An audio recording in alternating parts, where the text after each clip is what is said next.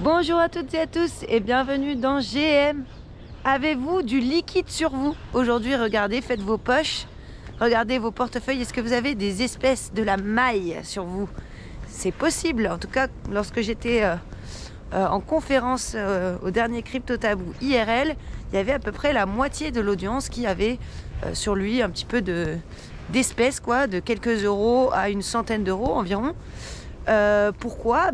Certains devaient rembourser à leurs amis un dîner, d'autres voulaient acheter des choses privées, d'autres encore m'ont dit qu'ils étaient un petit peu obligés parce que certains achats ne passaient pas, il y a un minimum de carte bancaire chez certains commerçants encore, et donc ils étaient obligés d'en avoir sur eux. Donc ouais, on a tous de temps en temps de la monnaie physique sur nous, malgré le fait que c'est de plus en plus rare. Pourquoi?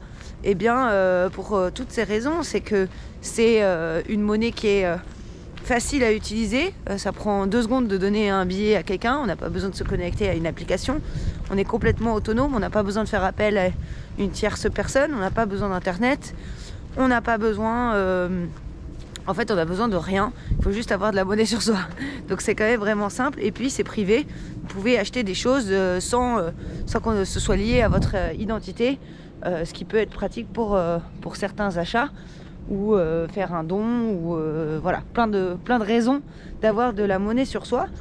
Et le seul problème, c'est que c'est compliqué d'envoyer de la monnaie à distance à quelqu'un, et c'est là où Bitcoin est venu pour résoudre ce problème, puisqu'en fait c'est exactement le but de Bitcoin, c'est de pouvoir se payer d'un bout à l'autre de la planète via Internet de façon pseudonyme, sans passer par un tiers de confiance, sans toutes les problématiques qu'on peut avoir avec des euros qui seraient sur un compte bancaire. C'est-à-dire qu'on peut vous retirer, vous empêcher de faire votre virement, etc. Alors c'est pas tout à fait vrai, parce que il y a en fait une grande partie des gens qui ne savent pas utiliser Bitcoin sans passer par un CEX, donc un échange centralisé. Et donc voilà, mais théoriquement c'est possible, et c'est l'intérêt de Bitcoin. Maintenant, réfléchissons au fait que ça pourrait être pas mal peut-être d'avoir des Bitcoins dans la main, de la monnaie Bitcoin. Eh bien, ça existe. Il y avait en quelque sorte les paper wallets qui sont beaucoup moins utilisés aujourd'hui, j'ai l'impression, hein. Après, peut-être que mon volume, ça fait plus, mais voilà, donc c'est des petits bouts de papier avec... on met dessus... on stocke ses clés privées avec. Et puis, il y a eu aussi Casasus, Titan, qui ont fait des très jolies pièces. Vous pouvez aller regarder...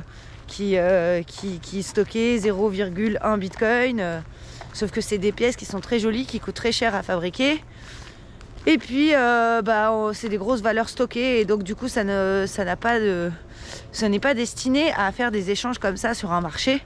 Et la question que je me pose, c'est savoir si ça serait pas une piste de l'adoption, en fait, parce que si on a des bitcoins physiques, on pourrait échanger de façon totalement privé, et enfin on aurait à la fois les intérêts du Bitcoin et les intérêts de l'espèce, sans passer par ce qu'on appelle les fiat, donc les monnaies, les devises, le dollar, l'euro. Donc on aurait vraiment quelque chose d'optimal.